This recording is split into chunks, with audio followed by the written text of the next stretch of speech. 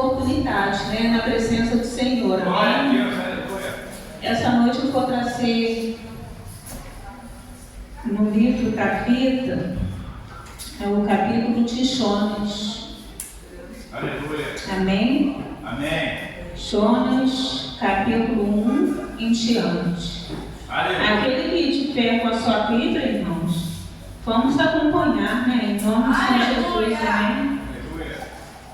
Aqueles que também puderem se colocar de pé, os que não puderem, não tem problema não. A palavra do Senhor nos fala assim, irmãos.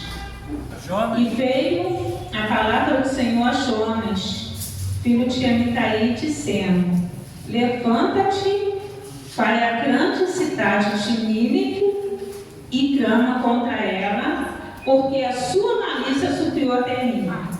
E Jonas se levantou para fugir diante da face do Senhor, para Tarsis, e descendo a Jope, achou que o navio ia para Tarsis, pagou, pôs a sua passagem e desceu para dentro dele, para ir com eles para Tarsis, diante da face do Senhor. Mas o Senhor mandou ao mar um grande vento e fez do mar uma grande tempestade, e o navio estava para quebrar-se. Então temeram os marinheiros e clamavam cada um ao seu Deus, e lançavam no mar as suas fazendas que estavam no navio, para o aliviarem do seu peso. Jonas, porém, desceu aos lugares do porão e se deitou, e dormiu um profundo sono. E o mestre do navio chegou-se a ele e disse-lhe: que tens? Dormente, levanta-te, invoca o teu Deus, talvez assim Deus se lembre de nós, para que não pereçamos. E dizia cada um ao seu companheiro: vinde, lancemos sortes, para que saibamos por que causa nos sobreveio este mal. E lançaram sortes, e a sorte caiu sobre Jonas. Então lhe disseram: declara-nos tu agora, pois que razão nos sobreveio este mal?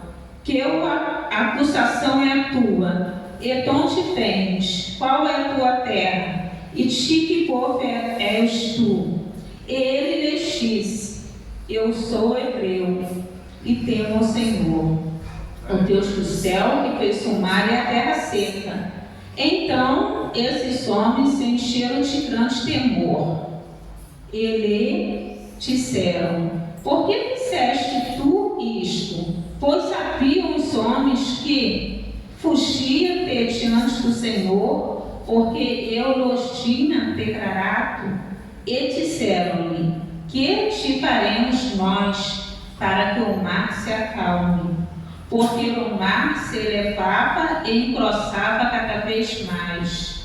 E eles disse: levantar-me-ei e lançar-me ao mar, e o mar se aquietará, porque eu sei que por minha causa foi sobreveio esta grande tempestade. Entretanto, os homens remavam, esforçando-se por alcançar a terra, mas não podiam, porquanto o mar se ia embravecendo cada vez mais contra eles. Então clamaram ao Senhor e disseram: ah, Senhor, nós te rogamos, não perecemos por causa da vida deste homem, e não ponhas sobre nós o sangue inocente, porque tu, Senhor, fizeste como te aprouve. E levantaram a Jonas e o lançaram ao mar, e cessou o mar da sua fúria. Temeram, pois, esses homens ao Senhor com grande temor, e ofereceram sacrifícios ao Senhor, e fizeram votos.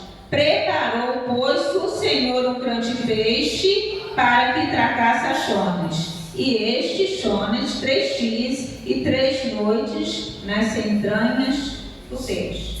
Amém? Amém. Pode se assentar. Glória a Deus, aleluias. Irmãos, a palavra do Senhor vem nos falar aqui de um profeta. O nome desse profeta era Jonas. Mas como foi falado aqui, está revelado. Não adianta só servir, né? Não adianta ser profeta, né? Profeta todo mundo pode ir.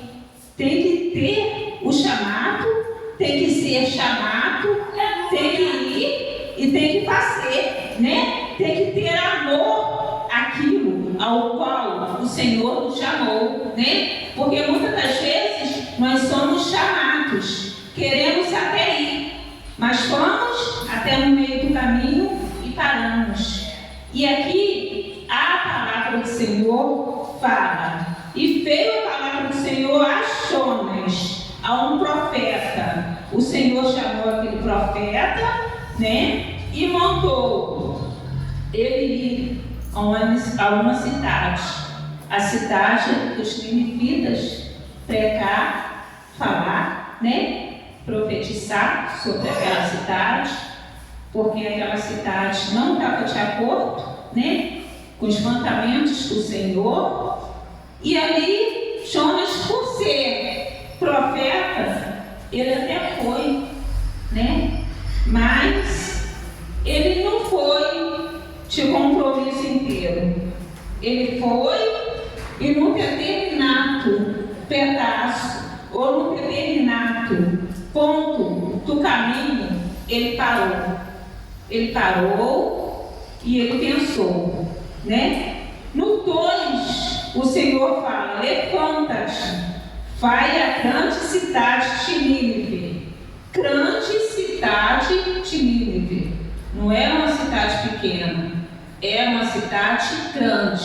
O Senhor deu uma ordem ao profeta. Muitas das vezes, nossos pastores nos dão uma ordem. Muitas das vezes, nossos líderes nos dão uma ordem. E muitas das vezes, nós desobedecemos por nossa auto-recreação, né? Aí muitas das vezes, chega lá na frente, a gente fala assim, por que o vento está soprando, né? Muitas das vezes a gente sabe, mas a gente ainda quer perguntar ou quer questionar, né? Quem está em erro sabe, né, o que está passando, mas muitas das vezes nós estamos no erro, nós ficamos no erro e não queremos reconhecer o nosso erro. E ali Jonas teve até um motivo. Jonas tinha um motivo, né? Aquela cidade de Nínive era uma cidade de pessoas cruéis, né? As pessoas, aqueles homens ali matavam, decapitavam, tiravam a mão, tiravam a língua. Então, Jonas pensou, né? Pensou, raciocinou, imaginou. Será que eu devo ir ou será que eu não devo ir? Mas no fundo ele já tinha conclusão. Porque muitas das vezes, quando nós queremos se afastar da presença do Senhor, ou quando nós já estamos afastados da presença do Senhor, né? Nós já temos certeza de tudo aquilo que vem na nossa mente. Muitas das vezes a gente já matuta, já calcula para depois fazer. E o profeta Jonas aqui já não estava muito assim, ligado com o Senhor. Por isso que o Senhor aqui no 2 fala, Jonas, levanta-te, né? Esse levanta-te aqui não é uma questão assim, eu estou sentado, estou levantado, né? Não é um ato corporal, estou sentado, estou deitado, estou levantado, não. Levanta-te. Eu te escolhi, eu te chamei, eu quero que você tome o quê? Posição. Levantar aqui pode significar posição. Você é profeta, você é meu servo, então toma a posição que eu te dei. Apenas me obedeça e para. Amém? E aqui, né? E clama contra aquela cidade, porque a sua malícia subiu até mim. Vou falar bem devagar, tá, irmãos? Vou pregar bem devagar e vou entregar para a igreja tudo aquilo que o Senhor, né, me deu. E Jonas se levantou para fugir diante da face do Senhor. novidade não era, porque o Senhor já sabia. E descendo a Jope, achou um navio para ir para Tarsis. Quer dizer, já sabia para onde que ele ia, né? Nínive era perto, mas para onde que ele ia, ele já tinha calculado, era praticamente o fim do mundo, era muito distante. Então ele foi, pagou, pôs a sua passagem e desceu para dentro dele. Pôs a sua passagem e desceu para dentro dele, para ir com eles para Tarsis, diante da face do Senhor. Olha só, irmãos, ele já estava com tudo planejado, achou rapidamente uma passagem, né? Achou o barco e foi, né? Porque quando a gente pensamos e calculamos e querendo fazer algo, muitas das vezes, irmãos, quando a gente ora e pede uma bênção, a bênção até demora, mas o Senhor manda a nossa bênção no momento certo, na hora certa e no tempo certo. Mas aqui Jonas já estava tão afastado do Senhor que só dele pensar e calcular, veio tudo nas mãos dele, veio tudo rápido. Por quê? Porque o pecado é assim, você pensa, você já vai e faz, né? É uma coisa rápida. Então ali, Jonas o quê? Já estava tudo premeditado e conseguiu tudo fácil. Comprou a passagem, entrou no barco e foi. Mas não foi sozinho não, irmãos. Tinha mais companheiro com eles ali naquele navio. Mas o Senhor mandou ao mar um grande vento. É assim nas nossas vidas. Quando nós estamos assim afastados, né, da presença do Senhor, o Senhor, para nos impulsionar, Ele sempre nos alerta com alguma coisa. E muitas das vezes a gente fala assim, ué, que vento é esse? Será que está vindo da parte do inimigo? Não, nem todo vento o inimigo manda, né? Tem vento que o Senhor manda para balançar a nossa fé, caramba, né? De vez em quando nós temos que estar assim esperto, porque às vezes nós ficamos assim, meio quieto, meio tonto. Aí o Senhor fala assim, ei, orai e vigiai em todo o tempo, né? Porque nós sabemos que o inimigo está ao nosso derredor, amém? Então ali o Senhor mandou aquele vento para o quê? Em outras palavras, sacudir a casa, sacudir o barco, sacudir o navio. Só que esse vento aqui não foi só para sacudir não, foi para quebrar o navio mesmo. Mas o Senhor mandou ao mar um grande vento e fez-se no mar uma grande tempestade, e o navio estava para quebrar-se. Então temeram os marinheiros e clamava cada um ao seu Deus, e lançava no mar as suas fazendas que estavam no navio, para o aliviarem o peso. Lançavam as malas, lançavam talvez alimentos, trigo, né? Mas a mala mais pesada que tinha que lançar primeiro, eles não lançaram, que era Jonas. Jonas era o peso, né? Jonas entrou ali. Aqueles marinheiros não sabiam que era Jonas, mas ele entrou, porque ele comprou a passagem, então ele podia entrar. E o mestre do navio chegou-se a ele e disse-lhe: que tens, Tormentes? Levanta-te, invoca o teu Deus. Talvez assim Deus se lembre de nós, para que não pereçamos. Jonas estava dormindo, todo errado, todo pesado, todo cheio de pecado, na embarcação dos outros, né? E ainda dormiu. E eles ali estavam preocupados, lançando tudo aquilo que eles tinham de compromisso no mar. Por quê? Pensando que o peso era daquilo ali, e não era aquilo ali. Por isso, irmãos, que sempre quando nós estamos andando com alguém, que possa ser esses varões, essas pessoas, esses amigos, que eles ficam geralmente junto com a gente, mesmo espírito, né? Que seja a mesma mensagem, uma mensagem na presença do Senhor. Porque muitas somos de uma religião, a pessoa não é, nós estamos com ela erra, a gente ainda vai o quê? Pagar preço que não era para a gente pagar.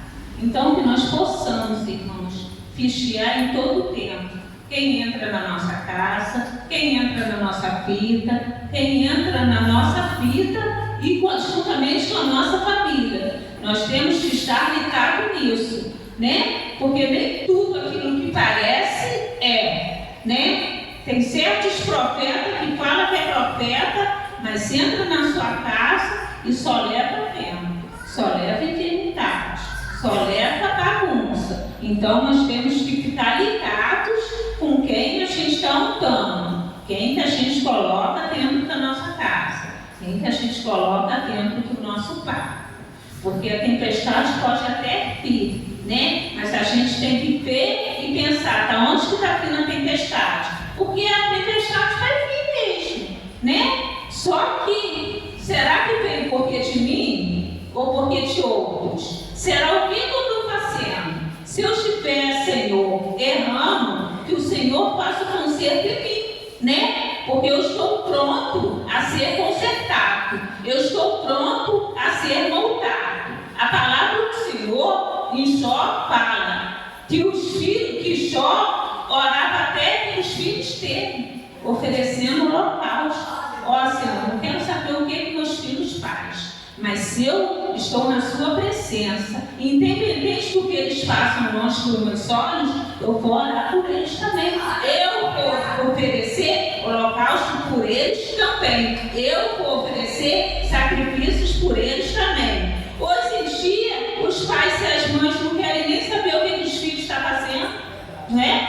Filha nova dorme com o marido, com o namorado dorme com a namorada, um engravida aqui, o outro engravida ali, aí depois quem vai tomar a responsabilidade? É a mãe e o pai ou a Por quê? Ensina? Muitas das vezes ensina, mas os jovens querem ouvir? Não. E não só estou falando isso, porque o que eu falo aqui, primeiro passa aqui, corta aqui. E eu já passei por isso que eu fui nova. Minha mãe falava assim, não faz isso, faço. Não faz lá, pô. Quebrei a cara, quebrava a cara. E para depois eu chegar perto da minha mãe e falar quebrei a cara? Não precisava, porque ela já sabia. A mãe conhece o seu filho. Só o pai não conhece o seu filho, né? Só que é difícil, irmãos. Ainda mais hoje, que eu estou na presença do Senhor, procuro fazer as coisinhas certas, eu aconselho meus filhos, eu aconselho meus colegas, eu aconselho meus amigos, mas nem sempre eles querem ouvir, né? Mas o dever da gente é orientar, né? É falar. Agora é eles e Deus. A gente sabe que lá na frente, se eles não fizerem bem aqui, eles vão poder, né? Eles vão ter, assim, um alto preço, né? Mas a gente orienta e deixa na mão do papai, tá? Mas não julga os seus filhos, não fala coisas que não devem falar, assim, de maldade. Abençoa a vida dos seus filhos. Independente do que eles façam. Pai, eu vou sair. Pai, meu filho, vai sair? Vai com Jesus. Porque é o Senhor que guarda as nossas vidas, né? Antigamente eu era irmãos, eu era tão rebelde, mas para honra e glória do Senhor. Todas as vezes nós sabemos que é o Senhor que nos dá livramento. Tem livramentos que a gente nem sabe, mas o Senhor nos dá. E para honra e glória do Senhor, hoje eu estou aqui, porque livramento do Senhor guardou a minha vida. Mas se fosse antes, eu tinha trabalhado, talvez eu estava uma vida melhor, mas a gente não quer estudar, né? Não quer fazer um curso, não quer ouvir os pais, então às vezes a gente passa por coisas que não precisamos passar, mas o que a gente planta, a gente vai colhendo, porque não adianta, você plantou, você vai ter que colher, você botou na terra, você vai ter o crescimento, e cresceu, você vai ter que colher, amém? No 7, e dizia cada um aos seus companheiros, né? Vinde e lancemos sorte. Naquele tempo, ele chamava, né? Ou assim, tinha trapos, alguma coisa, naquele tempo tinha, né? E ali praticamente eles ali com todo mundo e caiu sobre os homens. Olha só, caiu no ano certo, caiu no profeta certo. Então, eles lhe disseram, foi aí que eles chegaram com Jonas, né? Chamaram ele, aí disseram, né? A etapa de perguntas, né? Porque antes de alguém entrar na sua casa, você tem que saber quem é. Aqui eles esperaram chegar dentro do navio para saber quem era Jonas, né? Tem 3 tipos de amizade, irmãos, que a gente tem que saber ter e conhecer. A primeira é que chega até o seu portão. A segunda pode ir até no quintal. E eu respeito muito isso, que eu sou assim. A terceira é aquela que você pode abrir a porta e falar, entra, senta, que eu vou te aconselhar, mas também eu aceito os seus conselhos para comigo. 3 tipos de amizade. A gente não pode misturar essa amizade. E aqui, né, eles perguntaram, aí que eles foram perguntar a Jonas. Já estava dentro do quarto, já estava dentro da casa, já estava dentro do navio. Aí que eles só olharam e foram perguntar, onde que você é? Qual é o seu nome? O que você faz? Perguntaram muito tarde. Isso aqui já era para ter perguntado no começo. Irmãos, eu servi para ser detetive particular, porque eu olho, eu detetivo tudo, né? Eu descubro tudo. Só de olhar, eu já falo, eu sei que é, eu sei que não é. E isso aí, irmãos, às vezes é muito ruim, né? Porque a gente olha a pessoa assim, aí o fulano fala, não é não. Eu falo, espera um pouquinho. Depois o Senhor vai te responder. Aí aqui fizeram aquela série de perguntas para ele, né? E ele lhes disse, eu sou hebreu. Ele não mente. Ele não mentiu. Eu sou hebreu, temo o meu Senhor, o Deus do céu, que fez o mar e a terra seca. Ele sabe, né, que Deus é soberano, Deus fez tudo, então ele não ia mentir aqui contra o Senhor, né? Porque muitas das vezes nós mentimos, né? Mas olha só, a natureza obedece o Senhor, a natureza obedece o soberano, o mar obedece, o peixe obedece, a planta obedece e o homem obedece. Então esses homens se encheram de grande temor e lhe disseram, por que fizeste tu isto? Pois haviam os homens que fugiam diante do Senhor, porque ele lhe tinha declarado. E disse-lhe, que te faremos nós para que o mar se acalme? Porque o mar se elevava e engrossava cada vez mais. Enquanto Jonas estava naquele navio, o mar não se acalmou. E o Senhor é assim, irmãos. Enquanto você não entra para o propósito dele, ele não desiste de você. Ele fica ali com você até no final. Nem que for para te quebrar, te moer, te passar pela peneira. Mas ele não desiste de você. A gente desiste de seguir o caminho, de seguir o Senhor, né? Dos nossos propósitos, dos nossos sonhos. Mas o pai não desiste do filho, não. Pai que é pai, não desiste do filho. Amém, irmão? Amém. Glória em nome de Jesus. Aleluia. A palavra do Senhor mudou, estou caminhando, irmãos, para terminar. E eles lhe disse, levantar-me-ei, e ele lhe disse, Jonas, falando para os marinheiros, e ele lhes disse, levantar-me-ei, levantai-me e lançai-me ao mar, me joguem ao mar, e o mar se aquietará, porque eu sei que por minha causa foi sobreveio esta grande tempestade.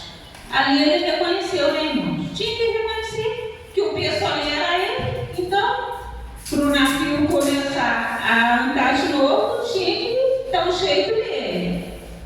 O peso da nossa vida, irmãos, a gente tem que lançar fora. Amém? Entretanto, os homens remarcam. Por que os homens remarcam? Eles serviu com os homens. Talvez eles pensaram, vamos remar, vamos usar nossa força aí, a gente sabe que a gente está cansado, que o vento está aí, que a tempestade está aí, mas vamos ver até o último recurso, o que a gente vai fazer.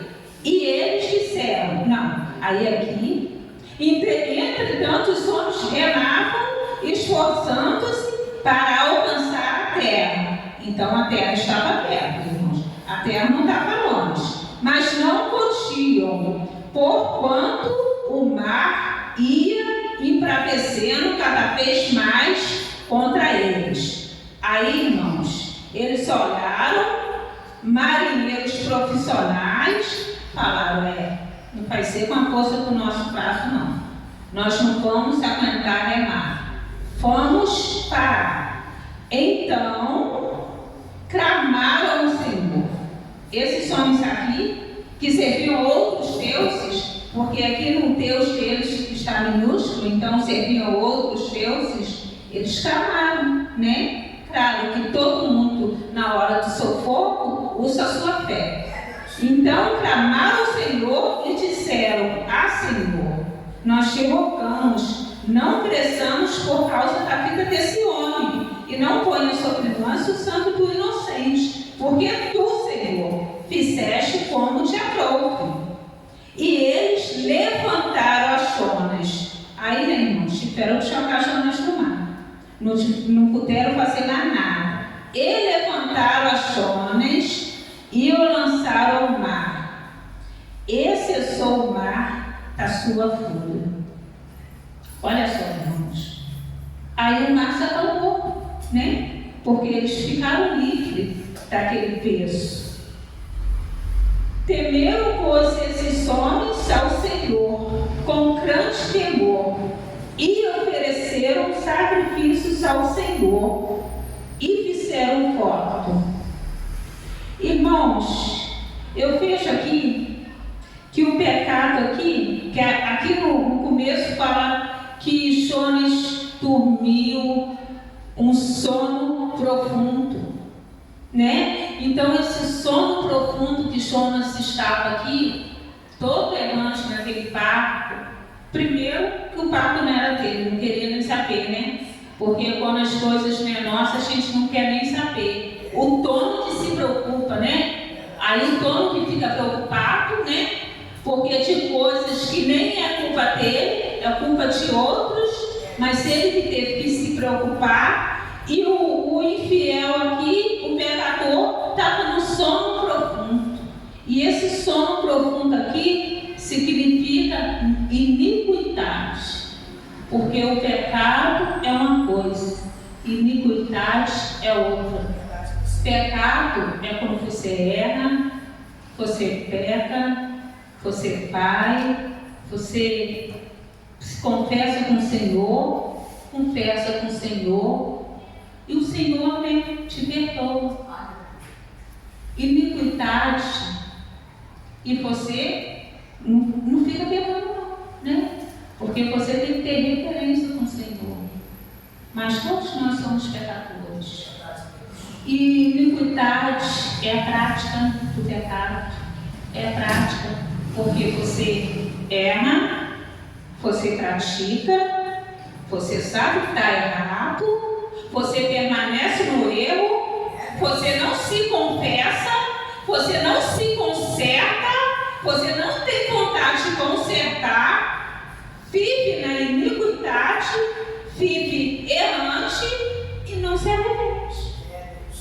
Difícil, né, irmãos? Mas fazer o quê? E a gente sabe que o salário do pecado é a morte, né? Primeiro, a morte espiritual. Aí depois vem a morte física, né? E depois vem a morte eterna. O ruim se vier a morte eterna, se você não estiver na presença do Senhor. Para onde vai a sua alma? Mas se vir, né? É o Senhor, né? É a gente de Deus. A gente é que tem que saber, né? E se preocupar com a nossa salvação. Aí aqui no 17 fala: o Senhor preparou, pôs o Senhor um grande peixe, Um grande peixe, porque para engolir um homem tem que ser um peixe grande, não pode ser um natarinho, pequenininho, né? E o Senhor preparou um grande peixe para que o tracasse a Jonas. E esteve Jonas 3 dias e 3 noites nas entranhas do peixe, no ventre do peixe.